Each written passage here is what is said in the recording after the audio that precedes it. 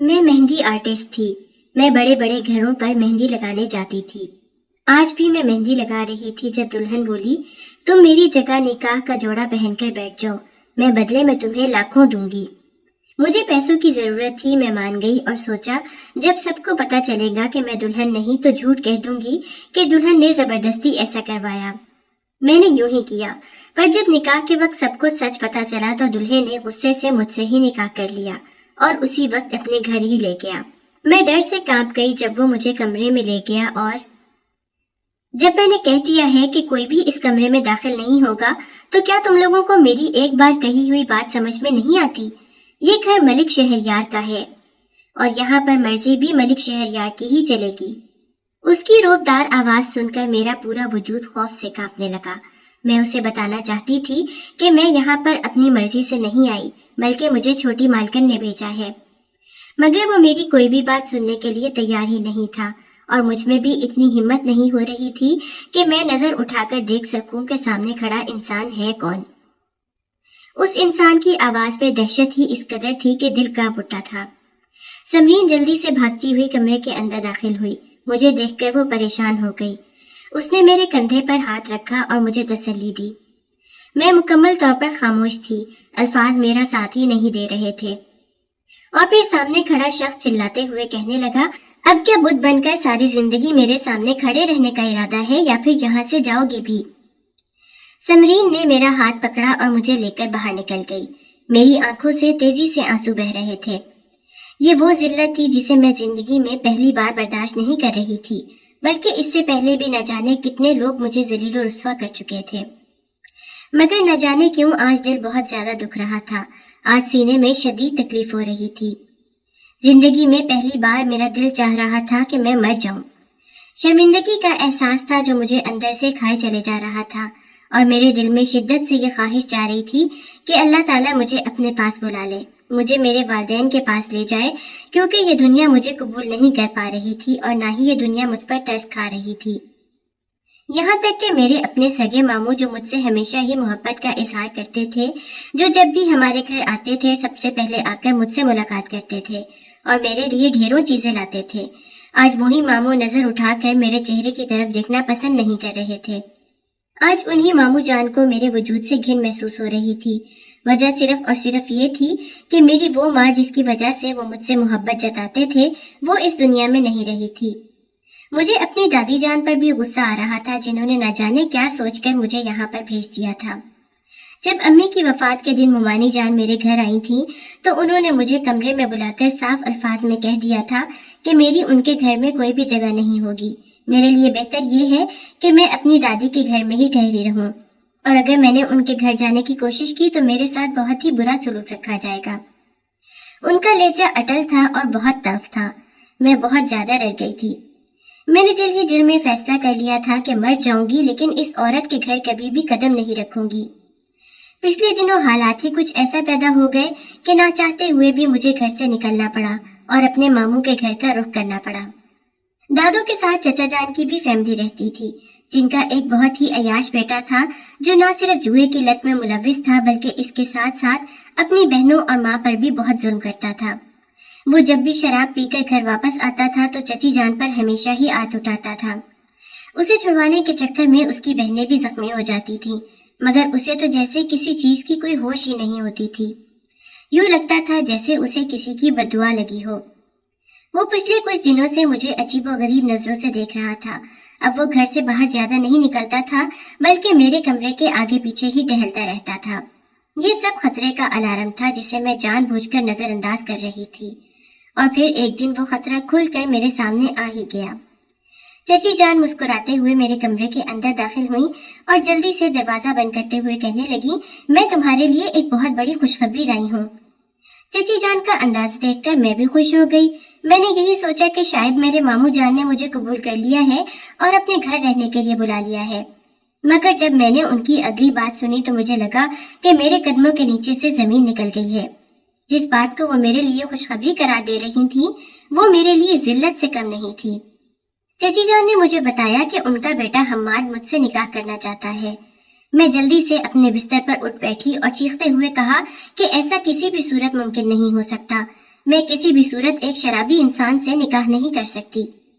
چچی بے غصہ ہو گئی اور مجھے کہنے لگی کہ میں تم سے پوچھنے کے لیے نہیں آئی بلکہ میں تمہیں اپنا حکم سنانے کے لیے آئی ہوں۔ اپنی چچی جان کا یہ رویہ دیکھ کر مجھے بہت زیادہ حیرانگی ہو رہی تھی، اور حیرانگی سے زیادہ تو مجھے افسوس ہو رہا تھا۔ اس عورت کو میں نے ہمیشہ ہی اپنے ساتھ مخلص سمجھا تھا، مگر یہ عورت بھی باقی لوگوں کی طرح خود غرض نکلی تھی۔ وہ مجھے سمجھانے لگی اور کہنے لگی کہ ان کا بیٹا غلط نہیں ہے اور نہ ہی ان کا بیٹا دل سے برا ہے، وہ بہت ہی اچھا انسان ہے۔ اگر میں اس کے ساتھ اچھا برتاؤ کروں اور اس کی زندگی میں شامل ہو کر اسے سدھارنے کی کوشش کروں تو سب کچھ ٹھیک ہو جائے گا۔ دوسری طرف میں جانتی تھی کہ کچھ بھی ٹھیک نہیں ہونے والا۔ وہ انسان صرف اور صرف اپنی خواہشات پوری کرنے کے چکر میں مجھ میں دلچسپی لے رہا ہے۔ جب اس کی خواہشات پوری ہو جائیں گی تب وہ مجھے یوں چھوڑ دے گا جیسے اس نے کبھی مجھے قبول ہی نہ کیا ہو۔ میں اپنے آپ کو ایک تجربے کی نظر نہیں ہونے دے سکتی تھی۔ میں نے دادو جان کے پاس جا کر بات کرنے کا فیصلہ کیا۔ دادو جان بھی بہت پریشان ہو گئی اور مجھے کہنے لگی کہ میں یہ کسی بھی صورت ممکن نہیں ہونے دے سکتی۔ میں حماد کو بہت اچھے طریقے سے جانتی ہوں، وہ ایک ذلیل انسان ہے۔ وہ نہ صرف تمہیں بے مول کر دے گا بلکہ اس کے ساتھ ساتھ تمہاری زندگی تمہارے لیے اجیرن بنا کر رکھ دے گا۔ میں نے روتے ہوئے کہا تو پھر کچھ کریں۔ میں نے اپنی دادی جان سے کہا کہ مجھے تایا جان کی حویلی میں بھیج دیں، ویسے بھی وہ کافی عرصے سے مجھ سے اس بارے میں بات کر رہے ہیں۔ دادی جان نے غصے سے میرے چہرے کی طرف دیکھا اور مجھے ڈانٹتے ہوئے کہنے لگی، کہیں تم پاگل واگل تو نہیں ہو گئی؟ کیا تم نہیں جانتی ہو کہ تمہارا چایا جان کس قدر لالچی ہے؟ تمہارا باپ جو زمین تمہارے نام چھوڑ کر گیا ہے ان زمینوں پر تمہارا تایا قبضہ کرنا چاہتا ہے، اور اسی سلسلے میں ہی وہ تمہیں اپنے پاس بلا رہا ہے۔ میں تمہیں تمہارے ماموں کے پاس بھیجوں گی۔ مجھے یقین ہے کہ وہ نہ صرف تمہارا خیال رکھیں گے بلکہ اس کے ساتھ ساتھ تمہیں وہ عزت دیں گے جس کی تم مستحق ہو۔ میں زور زور سے نفی میں سر ہلانے لگی۔ میں کسی بھی صورت اس گھر نہیں جانا چاہتی تھی جہاں پر میرے لیے دروازے بند ہو چکے تھے۔ میں نے انہیں کہا کہ وہ مجھے کسی بھی طور پر قبول نہیں کریں گے اور نہ ہی اپنے گھر کے اندر داخل ہونے دیں گے۔ دادی نے میرا بازو پکڑا اور مجھے غصے سے جھنجھوڑتے ہوئے کہا، اگر وہ تمہیں گھر کے اندر داخل نہ ہونے دیں تو تم گھر کے اندر گھس جاؤ۔ مت بھولو کہ تمہارے نانا کی جائیداد پر تمہارا بھی حق ہے، اور تمہارا ماموں جو اس وقت اتنی بڑی حویلی میں رہ رہا ہے وہ تمہارے نانا جان کی ہی ہے، اور اس میں تمہاری ماں کا بھی حصہ نکلتا ہے۔ میں نے دادی جان کو بتانا چاہا کہ کوئی بھی مجھے کچھ دینے کے لیے تیار نہیں ہے، مگر انہوں نے میری یہ مشکل بھی حل کر دی اور مجھے کہنے لگی کہ تم کہتی تھی نا کہ تمہیں بیوٹی پارلر میں کام کرنا چاہتی ہو اور مہندی لگانا تمہارا شوق ہے، تو اب میں تمہیں اجازت دے دیتی ہوں۔ اب اپنی ضروریات پوری کرنے کے لیے تم یہ کام کر سکتی ہو۔ اگر تمہیں کبھی یہ محسوس ہو کہ تم کسی اور پر بوجھ بنتی چلی جا رہی ہو تو اپنا بوجھ خود اٹھا لو۔ جہاں تک رہنے کا مسئلہ ہے تو وہ تمہارا حق ہے۔ تم اس حویلی میں اس وقت تک رہ سکتی ہو جب تک تمہارا دل چاہے، اور اگر کوئی تمہارے ساتھ بدتمیزی کرنے کی کوشش کرے تو تم اسے صاف صاف بتا دو کہ یہ تمہارے نانا کی حویلی ہے۔ دادی جان یہ ساری باتیں کہہ کر تو خاموش ہو گئیں۔ یوں لگ رہا تھا جیسے انہیں یہ سب کچھ آسان دکھ رہا ہے، جبکہ حقیقت میں یہ چیزیں بہت ہی مشکل اور پیچیدہ تھیں۔ میں سامان اٹھا کر رات کی خاموشی میں گھر سے باہر نکل گئی۔ جب میں اپنے ماموں کے گھر پہنچی تب رات کے 2 بج رہے تھے۔ چوکی دار بھی باہر بیٹھا اونگ رہا تھا۔ میں نے اسے پکارا تو وہ جلدی سے اٹھ بیٹھا اور مجھے دیکھ کر پرجوش انداز میں کہنے لگا، ارے مریم بی بی، آپ یہاں پر اس وقت کیا کر رہی ہیں؟ میں نے اسے کہا کہ میرے ماموں جان کو جا کر بتاؤ کہ ان کی بھانجی آئی ہے۔ وہ خاموشی سے اندر چلا گیا۔ تھوڑی دیر بعد اس نے مجھے بھی اندر بلا لیا۔ میں جب بیٹھک میں پہنچی تو وہاں پر ماموں جان پہلے سے ہی موجود تھے۔ ان کے چہرے کو دیکھ کر اندازہ نہیں ہو پا رہا تھا کہ ان کے دل کے اندر کیا چل رہا ہے۔ وہ چند لمحے مطمئن انداز میں بیٹھے مجھے دیکھتے رہے اور پھر کہنے لگے، جہاں تک مجھے لگتا ہے تمہاری ممانی نے تمہیں صاف الفاظ میں بتا دیا تھا کہ تمہاری اس گھر میں کوئی جگہ نہیں ہے۔ مجھے لگا تھا کہ تم عزت نفس کے معاملے میں سمجھوتا نہیں کرتی، تم مر جاؤ گی لیکن کبھی بھی اس گھر کے اندر داخل نہیں ہوگی۔ ماموں کی باتیں سن کر میرا دل خون کے آنسو رونے لگا۔ وہ نہ صرف میرے ضمیر پر ضرب لگا رہے تھے بلکہ اس کے ساتھ ساتھ وہ میری انا کو بھی بہت بری طرح سے کچل رہے تھے۔ یوں لگ رہا تھا جیسے آج وہ صرف اسی ارادے سے ہی مجھ سے بات کر رہے ہوں۔ میں نے انہیں کہا کہ میری مجبوری بن گئی تھی، میری پوری زندگی کا سوال تھا، اور سب سے بڑی بات تو یہ تھی کہ میری عزت کا سوال تھا۔ اپنی عزت کو بچانے کے لیے میں ہر طرح کا سودا کرنے کے لیے تیار ہوں۔ اس کے لیے اگر مجھے جھکنا پڑے تب بھی میں جھک جاؤں گی۔ ماموں عجیب سے انداز میں ہنسے اور دوبارہ سے بولے، کیا تمہیں نہیں لگتا کہ عزت اور عزت نفس کا آپس میں بہت ہی گہرا تعلق ہے؟ میں ان کی بات سمجھ کر بھی انجان بن گئی۔ میں نے انہیں کہا کہ میں یہاں پر آپ کی کڑوی کسیلی باتیں سننے کے لیے نہیں آئی، بلکہ آپ سے پناہ مانگنے کے لیے آئی ہوں۔ کم از کم میری ماں کی وجہ سے ہی مجھے یہاں پر رہنے کی اجازت دے دیں۔ ماموں اپنی جگہ پر اٹھ کھڑے ہوئے اور مجھے کہنے لگے، تمہاری ماں کی وجہ سے ہی تم ابھی تک یہاں پر کھڑی ہو۔ اگر تمہارے ساتھ میری بہن کا نام نہ ہوتا تو میں تمہاری شکل بھی دیکھنا گوارا نہ کرتا۔ ان کے لہجے میں حد سے زیادہ نفرت تھی جسے میں سمجھ نہیں پا رہی تھی، اور یہ نفرت اماں کے انتقال کے بعد ہی آشکار ہوئی تھی۔ ایک اور چیز جو مجھے بہت زیادہ حیران کرتی تھی وہ یہ تھی کہ یہ انسان میری ماں سے محبت کرتا تھا، لیکن ان سے جڑی ہوئی باقی تمام چیزوں سے اور تمام انسانوں سے نفرت کرتا تھا۔ انہوں نے مجھے کہا کہ تم جب تک یہاں پر چاہو رہ سکتی ہو، تمہیں رہائش کے معاملے میں کسی بھی قسم کا مسئلہ نہیں ہوگا، لیکن جہاں تک تمہاری ضروریات کا سوال ہے تمہیں اپنی ساری خواہشات اور ساری ضروریات خود ہی پوری کرنی ہوں گی۔ اس کے لیے میں تمہیں ایک پھوٹی کوڑی بھی نہیں دوں گا۔ جہاں تک مجھے لگتا ہے تمہارا باپ تمہارے لیے اس قدر پیسے تو چھوڑ ہی گیا ہوگا کہ تم آسانی سے اب تک خرچہ اٹھا سکتی ہو، لیکن اگر اس کے علاوہ تم کوئی کام کرنا چاہتی ہو تو میں تمہیں کبھی بھی نہیں روکوں گا۔ یہ کہہ کر وہ خاموشی سے کمرے سے نکل گئے۔ اس وقت ہی ایک نوکرانی کمرے کے اندر داخل ہوئی اور میرا ہاتھ پکڑتے ہوئے کہنے لگی، بی بی جی آئیں، میں آپ کو آپ کا کمرہ دکھا دیتی ہوں۔ وہ پوری رات میں نے جاگتے ہوئے اور روتے ہوئے گزاری تھی۔ اگلے دن مجھ پر ایک اور بہت بڑی مصیبت آ کر ٹوٹی جب مجھے پتا چلا کہ جو زمینیں میرے باپ نے میرے حوالے کی تھیں اس پر میرے تایا جان نے ناجائز قبضہ کر لیا ہے۔ میں اب تک سارا زیور اپنی دادی کے پاس چھوڑ کر آئی تھی، ان سے بھی وہ زیور چھین لیا گیا تھا۔ اب میرے پاس کچھ بھی نہیں بچا تھا، میں مکمل طور پر خالی ہاتھ رہ گئی تھی۔ ماموں جان نے بھی ظلم کی انتہا کر دی تھی۔ حویلی کے پچھلے حصے میں کچھ کمرے بنے ہوئے تھے اور ایک چھوٹا سا کچن بھی موجود تھا جو یقیناً بہت پہلے بنایا گیا تھا۔ ماموں جان نے میرا سارا سامان وہیں پر رکھوا دیا اور مجھے کہنے لگے کہ تم اپنے کزن سے ملنے کے لیے حویلی میں تو آ سکتی ہو، لیکن تم وہاں پر رہ نہیں سکتی۔ آج کے بعد تم نے سونا جاگنا کھانا پینا یہیں پر کرنا ہے۔ میں نے تمہیں رہائش دے دی ہے، اب تم اپنا انتظام خود کر لو۔ یہ کہہ کر وہ تیزی سے کمرے سے باہر نکل گئے، جبکہ میں وہیں پر بیٹھ گئی اور پھوٹ پھوٹ کر رونے لگی۔ یوں لگ رہا تھا جیسے میری آزمائش مزید سخت ہوتی جا رہی ہو۔ میں اپنے رب سے فریاد کرنے لگی کہ یا اللہ مجھے اس ظالم آزمائش سے باہر نکال دیں، مجھ سے اب یہ سب کچھ برداشت نہیں ہو رہا۔ اسی وقت ہی میرا موبائل بجا۔ میں نے دیکھا سونیا کی کال تھی۔ پہلی ہی بیل پر میں نے کال اٹھا لی۔ دوسری طرف سے مجھے اس کی مسکراتی ہوئی آواز سنائی دی۔ وہ مجھے کہنے لگی کہ پچھلی بار ہم نے جس گھر میں جا کر مہندی لگائی تھی ان لوگوں کو تمہاری مہندی بہت پسند آئی تھی اور اب دوبارہ سے ان کے خاندان میں شادی ہو رہی ہے۔ وہ تمہیں ہی یاد کر رہے ہیں، اس بار وہ تمہیں اچھے خاصے پیسے دیں گے۔ اب تو تمہارے ماں باپ بھی نہیں ہیں جو تمہیں منع کریں گے، بس تم مکمل طور پر آزاد ہو گئی ہو۔ میں تمہیں وقت اور جگہ بتا دوں گی، تم پہنچ جانا۔ میں نے خاموشی سے اس کی بات سنی۔ میں نے اسے کوئی بھی جواب نہیں دیا۔ اب سب کے سامنے اپنی بے بسی کا رونا رو رو کر میں تھک چکی تھی۔ اس کے بتائے ہوئے ٹائم اور جگہ کے مطابق میں اس جگہ پر پہنچ گئی اور پھر اس دن سے میرے کیریئر کا آغاز ہو گیا تھا۔ میں مختلف گھروں میں جا کر مہندیاں لگاتی تھی اور سب لوگوں کو ہی میری مہندی بہت پسند آتی تھی۔ اکثر تو دلہن نے خود اپنی مرضی سے مجھے اچھے خاصے پیسے دے دیے تھے اور کچھ مجھے قیمتی چیزیں بھی دے دیتی تھیں جو میں خاموشی سے تھام لیتی تھی۔ ابھی تک گھر میں کسی کو بھی اس بارے میں علم نہیں تھا اور میں نہیں چاہتی تھی کہ کسی کو اس بارے میں خبر بھی ہو۔ شام کا وقت تھا، میں اپنے چھوٹے سے باغیچے میں بیٹھی ہوئی تھی اور پودے لگا رہی تھی جب اچانک ہی مجھے محسوس ہوا جیسے کوئی میرے قریب آ کر کھڑا ہوا ہو۔ میں نے گردن اٹھا کر دیکھی تو شہریار ملک کھڑا تھا جو بہت ہی غور سے میرے چہرے کی طرف دیکھ رہا تھا۔ وہ عجیب سے انداز میں ہنسنے لگا اور مجھے کہنے لگا، ہیلو پیاری کزن، لگتا ہے کہ یہ زمین کا ٹکڑا تم نے اپنے نام کروا لیا ہے۔ اس کی بات سن کر میں نے ایک گہری سانس لی۔ میں نے اسے کہا کہ ایسی کوئی بات نہیں ہے۔ اس کے ساتھ ہی اس نے جتنے بھی پودے لگے ہوئے تھے وہ سارے جڑ سے اکھاڑ دیے اور میرے سامنے پھینکتے ہوئے کہنے لگا، تو پھر میری اجازت کے بغیر تم نے یہاں پر پودے لگانے کی جرت کیسے کی؟ مجھے اس انسان کی ذہنی حالت پر شک ہونے لگا تھا۔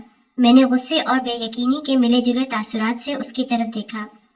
اس نے میری آنکھوں میں اپنی آنکھیں ڈال دی اور غراتے ہوئے کہنے لگا، اپنی نگاہیں ابھی اور اسی وقت نیچی کرو۔ مجھے آنکھوں میں آنکھیں ڈال کر بات کرنے والی عورتیں بالکل بھی پسند نہیں ہیں۔ میں اسے کہنا چاہتی تھی کہ مجھے تمہاری پسند اور ناپسند کی کوئی بھی فکر نہیں ہے، مگر میں کچھ بھی نہیں بول سکی، کیونکہ جانتی تھی اگر اونچ نیچ ہو گئی تو سب سے پہلے مجھے اس گھر سے باہر نکالا جائے گا۔ میری پیاری ممانی جان جن کے سامنے میں آج تک نہیں گئی تھی، پھر بھی انہیں میرا وجود کھٹکتا تھا۔ میں کوکنگ میں بہت اچھی تھی، ہر روز ہی اپنے لیے مزے مزے کے کھانے بناتی تھی۔ میرے پاس پیسے بھی موجود ہوتے تھے اور کوئی بہت زیادہ ذمہ داریاں بھی نہیں تھیں۔ ایک دن میری ممانی جان خود ہی میرے اس چھوٹے سے حصے کی طرف چلی آئیں اور میرے چہرے کی طرف دیکھ کر عجیب سے انداز میں کہنے لگی، لگتا ہے کہ تم نے کوئی بہت بڑا کاروبار شروع کر دیا ہے، اسی وجہ سے ہی تو ہر روز مزے مزے کے کھانے بناتی ہو۔ لیکن میری پیاری بچی، یہ دھیان رکھنا کہ حلال اور حرام میں فرق کبھی بھی نہ بھولنا، ورنہ تمہارے ماموں جان کو پتا چل گیا کہ تم کس طرح سے پیسہ کما رہی ہو تو تمہارے لیے بہت مشکلات کھڑی ہو جائیں گی۔ ان کی باتیں سن کر مجھے حیرت کا جھٹکا لگا، کیونکہ میری ممانی سمجھ رہی تھی میں نے غلط کام شروع کر دیے ہیں۔ میں نے انہیں کسی بھی قسم کی صفائی پیش نہیں کی اور خاموشی سے ان کا الزام سن لیا۔ میں جانتی تھی کہ بحث کرنے کا کوئی فائدہ نہیں ہے، کیونکہ وہ میری کسی بھی بات پر یقین نہیں کریں گی۔ میرا کزن پودے اکھاڑ کر وہاں سے جا چکا تھا اور میں خاموشی سے وہاں پر بیٹھی ہوئی تھی۔ میری آنکھوں سے تیزی سے آنسو بہہ رہے تھے۔ تھوڑی ہی دیر بعد سمرین وہاں پر آئی، جو ملک شہریار کی بہن تھی اور میری اچھی دوست بھی تھی۔ مجھے اس طرح سے روتا دیکھ کر وہ پریشان ہو گئی۔ جب اس نے سامنے اکھڑے ہوئے پودوں کو دیکھا تو اس کی بھی آنکھوں میں آنسو آ گئے۔ وہ مجھے کہنے لگی کہ یہ سب کچھ کس نے کیا ہے؟ میں نے انتہائی غصے سے کہا کہ یہ سب کچھ تمہارے بدتمیز بھائی نے کیا ہے، جو پتہ نہیں خود کو کیا سمجھتا ہے، جب دل کرتا ہے یہاں پر چلا آتا ہے اور میری زندگی برباد کر کے نکل جاتا ہے۔ مجھے صرف اور صرف ایک بار موقع ملے، تم دیکھو کہ میں اس انسان کا کیا حشر کرتی ہوں۔ اس سے پہلے کہ میں مزید کچھ کہتی، اپنے پیچھے مجھے ملک شہریار کی آواز سنائی دی، جو مسکراتے ہوئے کہہ رہا تھا، چلو میں نے تمہیں موقع دے دیا ہے، اب مجھے بتاؤ کہ تم کیا کر سکتی ہو، میں بھی تو دیکھوں کہ تم میں کتنی ہمت ہے۔ میرا پورا وجود خوف سے کانپنے لگا۔ مجھ میں اتنی ہمت نہیں ہو رہی تھی کہ میں گردن پھیر کر اس شخص کی طرف دیکھ سکوں۔ وہ خود ہی دوبارہ میرے سامنے آ کر کھڑا ہو گیا۔ اس نے ایک نظر میرے کانپتے ہوئے وجود پر ڈالی اور مجھے کہنے لگا، میرے سامنے خود پر تم سے کنٹرول ہوتا نہیں ہے، یوں کانپنا شروع کر دیتی ہو جیسے کسی بھوت کو دیکھ لیا ہو اور مجھے سبق سکھانے کے خواب دیکھ رہی ہو۔ وہ دوبارہ سے میرا مذاق بنا کر وہاں سے جا چکا تھا۔ میں نے اپنا سر دونوں ہاتھوں میں گرا دیا۔ میرا دل کر رہا تھا کہ اپنے بال زور زور سے نوچ ڈالوں۔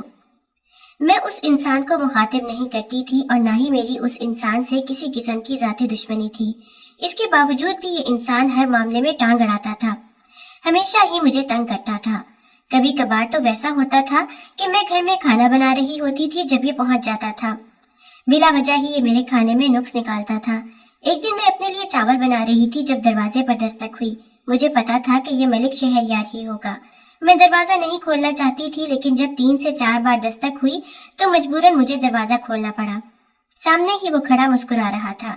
مجھے کہنے لگا کہ پتا چلا ہے کہ تم بریانی بنا رہی ہو، آؤ میں تمہیں سکھاتا ہوں کہ بریانی کیسے بناتے ہیں۔ میں اسے منع کرنا چاہتی تھی، لیکن اس کے باوجود بھی وہ زبردستی گھر کے اندر داخل ہو گیا۔ نہ جانے وہ میرے معاملات میں اس قدر دلچسپی کیوں لیتا تھا۔ میں نے ایک بار اپنی کزن سے اس بارے میں بات کی تھی تو اس نے مسکراتے ہوئے مجھے کہا تھا کہ اسے دال میں کچھ کالا لگ رہا ہے، جبکہ میں ایسا کچھ سوچ بھی نہیں سکتی تھی۔ میں ملک شہریار کی نیچر سے بہت اچھے طریقے سے واقف تھی۔ میں جانتی تھی کہ اسے اپنے لیے ایسی لڑکی کی تلاش ہوگی جو نہ صرف امیر ہوگی بلکہ اس کے ساتھ ساتھ وہ اس کی سوسائٹی میں بھی فٹ ہونے کی صلاحیت رکھتی ہوگی۔ اور جہاں تک میرا سوال تھا تو مجھ میں ایسا کچھ بھی نہیں تھا۔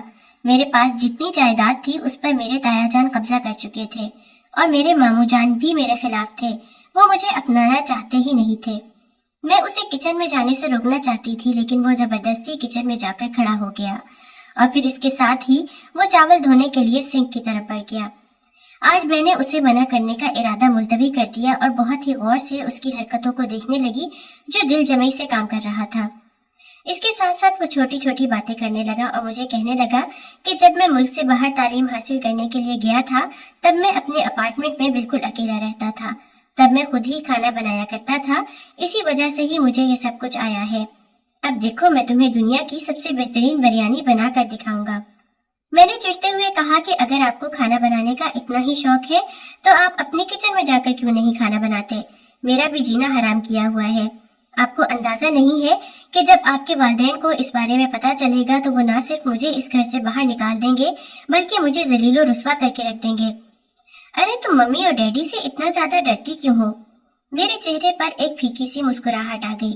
میں نے اسے کہا کہ کم از کم آپ کو مجھ سے اس طرح کا سوال نہیں کرنا چاہیے، آپ کو اس کا جواب بہت اچھے طریقے سے معلوم ہے۔ ہم دونوں وہاں پر کھڑے ایک دوسرے کے ساتھ الجھ رہے تھے کہ اچانک ہی وہاں پر ممانی جان آ گئیں، اور جس بات کا ڈر تھا وہی ہوا۔ انہوں نے نہ صرف شہریار کو بہت زیادہ ڈانٹا بلکہ اس کے ساتھ ساتھ مجھے بھی ذلیل و رسوا کر کے رکھ دیا۔ پھر انہوں نے اپنے بیٹے کو وہاں سے باہر بھیج دیا اور میرے چہرے کی طرف دیکھ کر غصے سے کہنے لگی، میں اچھی طرح سے جانتی ہوں کہ تمہارے ذہن میں اس وقت کیا چل رہا ہے، لیکن ایک بات میری یاد رکھنا، میں کبھی بھی شہریار کو تمہارے جال میں نہیں پھنسنے دوں گی۔ میرا بیٹا معصوم ہے، وہ تمہاری چالاکیوں کو نہیں سمجھتا، لیکن میں بہت اچھے طریقے سے جانتی ہوں کہ تمہارے ذہن میں کیا چل رہا ہے۔ تم میرے بیٹے کو قابو کر کے اس بڑی حویلی میں داخل ہونا چاہتی ہو، اور ایسا میں مرتے دم تک نہیں ہونے دوں گی۔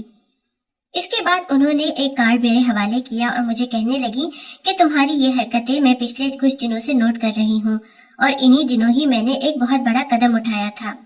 میں نے اپنے بیٹے کی منگنی ملک ریاض کی بیٹی عفاف ملک سے طے کر دی ہے۔ جمعے کے دن ان کا فنکشن ہے۔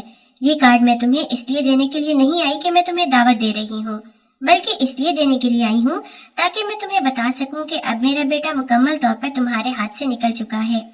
اب تم جتنی مرضی چالیں چل لو، لیکن تم اسے اب اپنے قابو میں نہیں کر سکتی۔ یہ کہہ کر وہ خاموشی سے وہاں سے نکل گئیں، جبکہ میں وہیں زمین پر ہی بیٹھ گئی۔ تھوڑی دیر پہلے میرا دل کافی حد تک مطمئن تھا، نہ جانے کیوں اس شخص سے بات کرتے ہوئے مجھے اچھا لگتا تھا۔ میں بظاہر غصہ دکھاتی تھی لیکن اندر ہی اندر میں خوش ہوتی تھی۔ اب اس کا کسی اور کا ہو جانا مجھے بہت تکلیف پہنچا رہا تھا۔ میں ہمیشہ ہی اس بات سے انکار کرتی تھی کہ مجھے اس سے محبت ہے، مگر آج نہ جانے کیوں میرا دل یہ تسلیم کرنے کے لیے تیار ہو گیا تھا کہ میں واقعی اس شخص کو پسند کرنے لگی ہوں۔ اگر میں یہ کہتی کہ مجھے اس شخص کی عادت ہونے لگی تھی تو اس میں کچھ غلط نہ ہوتا۔ اور پھر اس دن کے بعد شہریار نے میری طرف آنا ہی چھوڑ دیا۔ میں نے نہ تو اسے دوبارہ حویلی میں دیکھا اور نہ ہی اس سے میرا آمنا سامنا ہوا۔ میں بھی اب مکمل طور پر اپنے کام میں مصروف ہو گئی تھی۔ پہلے اس کی وجہ سے میں کچھ ہی گھروں میں جا کر مہندی لگاتی تھی کیونکہ باقی کا وقت میں شہریار کے ساتھ گزارنا چاہتی تھی، لیکن اب میں نے اپنے آپ کو مکمل طور پر مصروف کر لیا تھا۔ لیکن اب ایک دن میں نہ جانے کتنے گھروں میں اور کتنے پارلرز میں میرا جانا ہوتا تھا۔ کچھ عرصے میں بہت زیادہ مشہور ہو گئی تھی اور ایک کامیاب آرٹسٹ بن گئی تھی۔ اس کی منگنی کے دن میں گھر پر موجود نہیں تھی۔ میں جانتی تھی کہ اگر میں گھر پر ہی ٹہلی رہی تو میں بہت بری طرح سے ٹوٹ جاؤں گی۔ میں نے بڑی مشکل سے اپنے آپ کو سمیٹا تھا اور اب میں دوبارہ سے بکھرنا نہیں چاہتی تھی۔ جب میں سارے کاموں سے فارغ ہوئی تو رات کے 9 بج چکے تھے۔ میں اس وقت ایک بنگلے سے باہر نکل رہی تھی جب اچانک ہی مجھے اس لڑکی کی آواز سنائی دی جس کو تھوڑی دیر پہلے میں نے مہندی لگائی تھی۔ وہ جلدی سے چلتی ہوئی میرے پاس آئی اور مجھے کہنے لگی کہ اتنی رات ہو گئی ہے، آپ اکیلی کیسے گھر واپس جائیں گی؟ اگر میری مانیں تو یہاں پر ہی رک جائیں۔ اس کی بات سن کر میں نے تیزی سے نفی میں سر ہلایا۔ میں نے اسے کہا کہ ایسا ممکن نہیں ہو سکتا، میرے گھر کا ماحول تھوڑا سا سخت ہے، مجھے کبھی بھی یہاں پر ٹھہرنے کی اجازت نہیں ملے گی۔ اس نے مجھے کہا کہ اگر آپ مجھے اجازت دیں تو میں آپ کے والدین سے اس بارے میں بات کر سکتی ہوں۔ میں نے بہت ہی مناسب انداز میں اس سے معذرت کر لی اور گھر سے باہر نکل گئی۔ مزید چند قدم اٹھائے تھے کہ ایک مردانہ آواز سنائی دی۔ پلٹ کر دیکھا تو اب اس کے ساتھ ایک خوبصورت مرد بھی کھڑا تھا جو بہت ہی غور سے میرے چہرے کی طرف دیکھ رہا تھا۔ وہ چھوٹے چھوٹے قدم اٹھاتا ہوا میرے پاس آیا اور مجھے کہنے لگا کہ میں آپ کو گھر تک ڈراپ کر دیتا ہوں۔ میں نے اس کی طرف سوالیہ نظروں سے دیکھا تو اس نے اپنا تعارف کروایا اور مجھے اس لڑکی کا بھائی بتایا۔ میں بھی خاموش ہو گئی۔ میں جانتی تھی کہ اس وقت گاڑی کا ملنا ناممکن ہے اور اپنے آپ کو خطرے میں ڈالنا بے وقوفی ہے، اسی وجہ سے میں نے اس کے ساتھ جانے کا فیصلہ کر لیا۔ تھوڑی ہی دیر کے بعد میں اس کے ساتھ گاڑی میں بیٹھی ہوئی تھی۔ وہ بہت ہی محتاط انداز میں گاڑی ڈرائیو کر رہا تھا۔ اچانک ہی مجھ سے مخاطب ہوا اور مجھے کہنے لگا، کیا آپ کا نکاح یا منگنی ہو چکی ہے؟ اس کی بات سن کر پہلے تو میں نے حیرانگی سے اس کے چہرے کی طرف دیکھا اور پھر تیزی سے نفی میں سر ہلا دیا۔ اس کی موجودگی نہ جانے کیوں مجھے ڈسٹرب کر رہی تھی۔ مجھے اس طرح سے بے چین دیکھ کر وہ معذرت کرنے لگا اور کہنے لگا کہ میرا مقصد آپ کو انکمفرٹیبل کرنا نہیں تھا، میں بس آپ سے ایک چھوٹا سا سوال پوچھ رہا تھا، لیکن شاید یہ کچھ زیادہ ہی پرسنل تھا، میں آپ سے معذرت کرتا ہوں۔ یہ کہہ کر وہ دوبارہ سے سامنے کی طرف دیکھنے لگا۔ میرا نام ملک داور ہے۔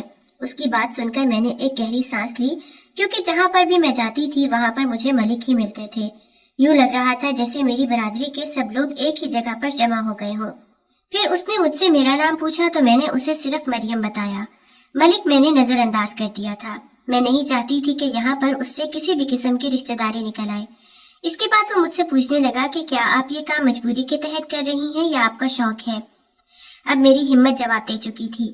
میں نے انتہائی سخت لہجے میں اسے کہا کہ یہ میرے پرسنل معاملات ہیں، آپ کو اس پہ دخل اندازی کرنے کی ضرورت نہیں ہے۔ اگر آپ مجھے میرے گھر تک ڈراپ کرنا چاہتے ہیں تو آپ یہ کام خاموشی سے کریں۔ مجھے سوال جواب کرنے والے لوگ بہت زہر لگتے ہیں۔ لمحے میں ہی ساری تمیز بھلا کر اس سے میں بدتمیزی کرنے لگی۔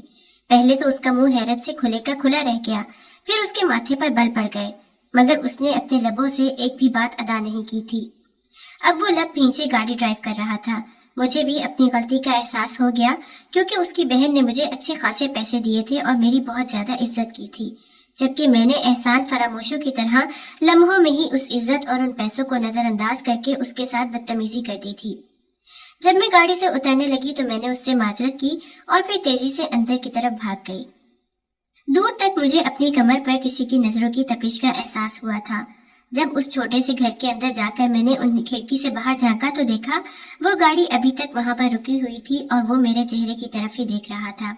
حیرت کا جھٹکا تو مجھے اس وقت لگا جب ملک شہریار گھر سے باہر نکل کر اس گاڑی کی طرف گیا اور پھر اندر بیٹھے ہوئے انسان کے ساتھ گلے ملنے لگا۔ یہ دیکھ کر میرا پورا وجود خوف سے کانپنے لگا، یعنی یہ ملک شہریار کو جانتا تھا، اور اگر اس نے شہریار کو میرے بارے میں بتا دیا تو پھر کیا ہوگا؟ یہ سوچ کر ہی میری روح فنا ہونے لگی۔ کافی دیر تک وہ دونوں کھڑے ایک دوسرے کے ساتھ باتیں کرتے رہے اور میں اندر بیٹھی ٹینشن لیتی رہی۔ جب وہ وہاں سے چلا گیا تو میں بھاگتی ہوئی باہر گئی اور شہریار کے سامنے جا کر کھڑی ہو گئی۔ مجھے دیکھ کر پہلے تو وہ حیران ہوا، پھر اس کے کندھے یکدم ہی جھک گئے اور اس کے چہرے کے تاثرات بھی نرم پڑ گئے۔ اس نے مجھ سے پوچھا کہ تم رات کے اس پہر یہاں پر کیا کر رہی ہو؟ مجھے تو لگا تھا کہ تم سو چکی ہوگی۔ شکر تھا کہ اس انسان نے مجھے اس کے ساتھ آتے ہوئے نہیں دیکھا تھا۔ میں نے شہریار کی بات کو مکمل طور پر نظر انداز کیا اور اس سے پوچھا کہ تم ابھی تھوڑی دیر پہلے اس سے کیا بات کر رہے تھے؟ حیرت انگیز طور پر اس نے نارمل انداز میں مجھے جواب دے دیا اور کہنے لگا کہ وہ میرا پرانا دوست تھا۔ اس نے مجھے بتایا کہ وہ یہاں پر کسی سے ملنے کے لیے آیا تھا، اسی وجہ سے میرے گھر کی طرف بھی چلا آیا۔ میں نے اسے اندر آنے کی دعوت دی تھی مگر وہ کافی جلدی میں لگ رہا تھا، اس لیے نکل گیا۔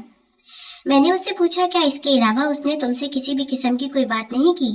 تو شہریار تیزی سے نفی میں سر ہلانے لگا اور پھر اچانک ہی کچھ یاد آنے پر مجھے کہنے لگا کہ دراصل اس کی شادی ہو رہی ہے، دونوں بہن بھائی ایک ساتھ شادی کر رہے ہیں۔ وہ بس اسی سلسلے میں ہی مجھے بتا رہا تھا اور اپنی شادی پر آنے کے لیے دعوت بھی دی ہے، لیکن خاندانی رنجشوں کے باعث میں اس شادی پر نہیں جا رہا۔ یہ کہہ کر وہ کمرے کے اندر چلا گیا جبکہ میں بھی اپنے چھوٹے سے گھر کی طرف واپس آ گئی۔ پوری رات میں نے اسی انسان کے بارے میں سوچتے ہوئے گزاری جو بہت ہی عجیب و غریب تھا۔ ایک طرف اس کی شادی ہو رہی تھی اور دوسری طرف وہ میری ذات میں دلچسپی ظاہر کر رہا تھا۔ میں نے دل ہی دل میں اسے ٹھرکی کہا اور سونے کے لیے لیٹ گئی۔ داور نامی انسان کو بھلانا میرے لیے اچھا خاصا مشکل ثابت ہوا تھا۔ نہ جانے کیوں وہ میرے حواسوں پر سوار رہنے لگا تھا اور وہ اس حد تک میرے ذہن پر طاری ہو گیا تھا کہ مجھے شہریار کا خیال بھی بھلا دیا تھا۔ شاید اس کی وجہ یہ تھی کہ وہ شہریار سے زیادہ خوبصورت تھا، یا پھر اس کی ذات میں کچھ ایسی کشش تھی جو کہ شہریار کی ذات میں نہیں تھی۔ ایک بات کا تو مجھے بہت اچھے طریقے سے اندازہ ہو گیا تھا کہ میری زندگی میں آنے والے جتنے بھی مرد ہیں ان میں سے کوئی بھی میرا نہیں ہے۔ میں نے بھی اب فیصلہ کر لیا تھا کہ اپنے دل کو پتھر کا بنا لوں گی، کسی کی بھی ذات میں دلچسپی نہیں لوں گی، کیونکہ بعد میں مجھے ہی تکلیفیں اٹھانا پڑتی ہیں۔ ملک داور کے گھر سے مجھے دوبارہ سے ہی کال آ گئی۔ اب فیصلہ کیا گیا تھا کہ پہلے اس کی بہن کی شادی کی جائے گی اور پھر بعد میں داور کی شادی کی جائے گی۔ مہندی کا دن تھا، مجھے وہاں پر بلایا گیا تھا تاکہ میں سب لڑکیوں کو مہندی لگا سکوں۔ میری طبیعت اس دن اچھی خاصی خراب تھی۔ میں انکار کرنا چاہتی تھی، لیکن جب میں نے سوچا کہ مجھے اچھے خاصے پیسے ملیں گے تو میں چاہ کر بھی انکار نہیں کر سکی اور وہاں پر پہنچ گئی۔ میں بیٹھی لڑکیوں کو مہندی لگا رہی تھی جب اچانک ہی مجھے اس کی ایک کزن کی آواز سنائی دی جو کہہ رہی تھی کہ داور کی بیوی سب سے زیادہ خوش قسمت ہوگی کیونکہ یہ بہت ہی پیار کرنے والا انسان ہے۔ دوسری کزن بھی اس کی ہاں میں ہاں ملانے لگی۔ مجھے نہ جانے کیوں اس انسان کی بیوی سے جیلسی محسوس ہو رہی تھی۔ मेरी ये जेलसी भी जल्द ही दूर हो गई जब तीसरी कजन बोली, क्या तुम्हें पता भी है कि उसकी बीवी उसकी जात में जरा भी दिलचस्पी नहीं लेती। शानजा मलिक एक आजाद ख्याल लड़की है। इसकी ख्वाहिश है कि वो अपनी मर्जी से अपनी जिंदगी गुजारे, जबकि दावर भाई ऐसा नहीं सोचते। वो ये समझते हैं कि शादी के बाद औरत मर्द की जिम्मेदारी होती है और मर्द का काम होता है कि वो औरत की ख्वाहिशात और जरूरियात को पूरा करे और उसके लिए हुदूद भी कायम करे। लेकिन मुझे लगता है कि शानजे कभी भी उन हुदूद को कबूल नहीं करेगी और उनकी शादी भी ज्यादा अरसे तक नहीं चलने वाली। इससे पहले कि वो मजीद कुछ कहती, दावर की बहन ने उसे डांट कर खामोश करवा दिया और उसे कहने लगी कि फौरन से चुप हो जाओ। कितनी बार तुम्हें कहा है कि अपने मुंह से गलत बातें न निकाला करो। कबूलियत का कोई भी वक्त हो सकता है। अगर यहाँ पर तुम्हारी ये मनहूस बात कबूल हो गई तो न सिर्फ मेरे भाई की जिंदगी तबाह हो जाएगी बल्कि इसके साथ साथ एक घर भी उजड़ जाएगा। मैं तो दिल ही दिल में उस लड़की के छोड़ जाने की दुआएं कर रही थी और मैं नहीं जानती थी कि मैं ऐसा क्यों कर रही हूँ। काफी देर तक मैं उन्हें बैठकर मेहंदी लगाती रही। अब तो मेरी उन लड़कियों से अच्छी खासी दोस्ती भी हो गई थी। उन्होंने तीनों दिन ही मुझे शादी पर मद्दऊ किया। एक बात का तो मुझे अंदाजा था कि मलिक शहरयार यहाँ पर नहीं आ रहा, तो मैंने भी खुशी से तीनों दिन ही वो शादी अटेंड की। उसकी कुछ कजन्स ऐसी थी जो मेरी पक्की दोस्तें बन गई थी। इतना मैंने किसी की शादी पर एंजॉय नहीं किया था जितना मैंने उस मासूम सी लड़की की शादी पर एंजॉय किया था। मैंने दिल ही दिल में उसकी इस कामयाब शादी के लिए दुआ भी की थी और इस सारे वक्त के दौरान मुझे मुसलसल अपने चेहरे पर नजरों की तपिश का एहसास होता रहा था। मैं जब भी निगाह उठाकर देखती थी तो दावर मुझे देख रहा होता था। कभी तो मैं घबरा जाती और कभी मुझे गुस्सा आता था। मैं जाकर उसे डांटना चाहती थी लेकिन ऐसा नहीं कर पा रही थी। और फिर जब खाना खाने की बारी आई तो मैं टेबल पर अकेली ही बैठी हुई थी। मेरे साथ मौजूद लड़की खाना लेने के लिए गई थी जब अचानक ही वो शख्स मेरे करीब ही पड़ी कुर्सी पर आकर बैठ गया। इंतजाम ऐसे किया गया था कि औरतें और मर्द दोनों इकट्ठे ही थे। इसी वजह से इस चीज को मायूब नहीं समझा जाता था। मुझे कहने लगा कि तुम बहुत ही हसीन लग रही हो। अगर मैं कहूँ कि आसमान से उतरी हुई कोई परी लग रही हो तो इसमें कुछ भी गलत नहीं होगा। इससे पहले कि मैं कुछ कहती वो बोल पड़ा और मुझे कहने लगा, मेहरबानी करना अपने मुंह से कोई भी तल्ख बात न निकालना। मेरा दिल बहुत ही छोटा सा है। तुम्हारी कुछ बातें बहुत ही तकलीफदेह होती हैं जो मेरे दिल को तकलीफ पहुंचाती हैं। मैंने अब की बार उसे दो टोक अंदाज में कहा कि आपको मेरी किसी भी बात को दिल पर लेने की जरूरत नहीं है और ना ही मेरी जात में हद से ज्यादा दिलचस्पी लेने की जरूरत है। अगर मैं खूबसूरत हूँ तो मैं अपने लिए खूबसूरत हूँ। मुझे किसी और के लिए खूबसूरत दिखना नहीं है। आपको फिलहाल अपनी बेगम साहिबा के पास होना चाहिए और उनकी जाकर तारीफ करनी चाहिए। ये कहकर मैंने चेहरा मोड़ लिया और उसी वक्त ही वो लड़की भी वहां पर चली आई। मेरी बदकिस्मती ये थी कि उस लड़की की वजह से दावर उसी टेबल पर ही बैठ गया था और फिर उसने हमारे साथ ही खाना खाया था। मैं तो ठीक तरह से खाना भी नहीं खा पा रही थी और यही चीज मुझे सबसे ज्यादा तंग कर रही थी। वलीमा खत्म होने के बाद मैं फौरन दोबारा से अपने घर वापस चली आई और यहाँ आकर मुझे पता चला कि मोहतरम शहरयार साहब अब खुशी खुशी उस लड़की को अपनी जिंदगी में शामिल कर रहे हैं और उनके साथ घूमने के लिए निकले हुए हैं। तो फिर उसने मेरे साथ इतना वक्त भी गुजारा था तो क्या वो दिल लगी थी? मेरी इस बात को भी मुमानी जान ने यकीन में बदल दिया था। मैं अपने छोटे से कमरे के अंदर दाखिल हो ही रही थी कि वो मेरे पास आई और मुझे कहने लगी, देखा मैंने तुम्हें कहा था ना कि मैं शहरयार को तुमसे छीन लूंगी। उन्होंने मेरी आंखों में देखा और कहा, तुम्हें क्या लगता है कि तुम बहुत खूबसूरत हो और तुम मेरे बेटे को हमेशा हमेशा के लिए अपने जाल में फंसाए रखोगी? तो आज मैं तुम्हारी ये गलतफहमी दूर कर ही देती हूँ। तुम्हारी जैसी लड़कियों की जिंदगी में शहजादे नहीं आते, बल्कि तुम जैसों को अपने जैसे ही आम लोग मिलते हैं। अच्छा तो ये था कि तुम्हारी शादी तुम्हारे शराबी कजन के साथ हो जाती। तुम्हें उसी वक्त ही अकल आ जानी थी, मगर अब भी ज्यादा वक्त नहीं गुजरा। मुझे यकीन है कि अब भी तुम्हारे नसीब में कोई शराबी इंसान ही होगा। बाज़-औक़ात इंसान बड़े बड़े बोल बोल देता है, ये बात नजरअंदाज कर देता है कि ये बोल उसके लिए भारी साबित हो सकते हैं, और शायद वो वक्त भी मुमानी जान के लिए भारी ही था। उन्होंने अपनी सबसे बड़ी बेटी की अमेरिका में शादी कर रखी थी। अगले ही दिन उन्हें ये खबर मिली कि उनका दामाद शराब पीकर घर वापस आता है और उनकी बेटी पर जुल्म करता है। उसने उनकी बेटी को डरा धमका कर रखा हुआ था, यहाँ तक कि ना तो वो पुलिस के पास जा पा रही थी और ना ही किसी से राब्ता कर पा रही थी। ये खबर सुनते ही पूरी हवेली में शोक की लहर दौड़ गई। मुझे न जाने क्यों यह सब सुनकर बहुत ही खुशी महसूस हुई थी। थोड़े ही अरसे के बाद उनकी बेटी भी तलाक लेकर घर वापस आ गई। उसके बाद मुमानी काफी हद तक खामोश हो गई थी। अब वो मुझे पहले की तरह ताने नहीं देती थी। मैं भी जिंदगी के पुरसुकून हो जाने पर शुक्र अदा कर रही थी। और फिर मलिक दावर की शादी का भी वक्त आ गया। मुझे मेहंदी लगवाने के लिए वहां पर तलब कर लिया गया। मुझे पता चला था कि उसकी मंगेतर उसकी अपनी कजन है। उसने एक लंबी जिंदगी मुझसे बाहर गुजारी थी और अब शादी करने के लिए वो पाकिस्तान आई थी और उनके ही घर में ठहरी हुई थी। रात के वक्त मैंने उसे मेहंदी लगाना चाही तो उसने इनकार कर दिया और मुझे कहने लगी कि तुम सुबह के वक्त मुझे मेहंदी लगाना। मैं भी खामोश हो गई और बाकी सब लड़कियों को मेहंदी लगाने में मसरूफ हो गई। दिन के वक्त जब मैं उसके पास गई तो उसने अनोखी बात की। वो मेरी मिन्नतें करने लगी, मेरे सामने हाथ जोड़ते हुए कहने लगी कि खुदा के लिए मेरी जगह पर दुल्हन बन जाओ। इसके साथ साथ उसने मुझे एक अच्छी खासी रकम भी दी। मुझे उस वक्त पैसों की जरूरत भी थी क्योंकि मेरी एक दोस्त की वालदा को कैंसर था और उनके इलाज के लिए फौरी रकम तलब थी। मुझे पता था कि मैं उन लोगों के साथ बहुत बड़ी ज्यादती कर रही हूँ, लेकिन मैं अपनी दोस्त की वालदा को भी यूं मरते हुए नहीं देख सकती थी। लिहाजा मैंने उसकी बात मानने का फैसला कर लिया। मुझे पता था कि ये शादी किसी भी सूरत नहीं होगी और अगर मुझे बातें सुनने को मिली तो वो सुन लूंगी। लेकिन वहां पर जाकर ना सिर्फ दावर ने मुझसे शादी करने की हामी भर ली, बल्कि इसके बाद सबको साफ अल्फाज में कह दिया कि आज के बाद ये मेरी बीवी है और मेरी बीवी की हैसियत से ही ये इस हवेली में रहेगी और इसे वही हक हासिल होना चाहिए जो कि मेरी बीवी को हासिल होना था। उसने बात को इस तरह से घुमा फिराकर अपनी माँ के सामने पेश किया कि जो उसकी पहली बीवी थी वो उसे छोड़कर चली गई थी और उसकी इज्जत को खाक में मिला दिया था। मैंने उसकी इज्जत को बचाने के लिए दुल्हन बनने का फैसला किया और उससे शादी कर ली। सब घर वाले मेरे मशकूर थे। उनमें से कुछ मेहमान ऐसे थे जो हैरान भी थे और नाराज भी थे कि दुल्हन कोई और बताई गई थी और शादी किसी और औरत के साथ हो गई। लेकिन बाद में इस बात को भी कवर कर लिया गया। मैं अरूसी जोड़े में मलबूस उसका इंतजार कर रही थी जब वो कमरे के अंदर दाखिल हुआ।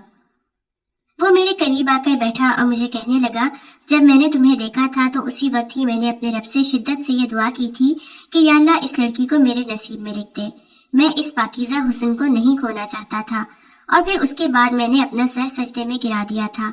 मैं अपने रब के हुजूर गिड़गिड़ाने लगा कि या अल्लाह मैं उस वक्त तक सजदे से सर नहीं उठाऊंगा जब तक कि आप मुझे ये तसल्ली न दे दें कि ये लड़की मेरे नसीब में लिख दी गई है। मुझे यकीन था कि मेरा रब मेरी ये दुआ जरूर पूरी करेगा। और फिर जब मेरा दिल मुतमईन हुआ तो मैं उठ बैठा। और फिर उस दिन मुझे ये भी यकीन हो गया था कि कुछ भी हो जाए तुम मुझे जरूर मिलोगी। यहाँ तक कि मेरी शादी का वक्त भी आ गया, मगर उस वक्त भी मेरे दिल में उम्मीद थी कि तुम ही मेरी दुल्हन बनोगी। और अब देखो कि मेरा यकीन नहीं टूटा और तुम मुझे हासिल हो गई। मैं हैरत से मुंह खोले उस शख्स की तरफ देख रही थी जिसने पहली ही नजर में मुझसे मोहब्बत की थी और इस कदर सच्ची मोहब्बत की थी कि मुझे अपने रब से मांग बैठा था। मैं अपने आप को दुनिया की खुशकिस्मत तरीन लड़की समझ रही थी। मेरे अंदर जितनी भी कमियां थी मुझे लग रहा था कि वो सारी पूरी हो गई हैं। एहसास कमतरी भी खत्म हो गया था। उसने अपना हाथ मेरी तरफ बढ़ाया जिसे मैंने आसूदगी से मुस्कुराते हुए थाम लिया।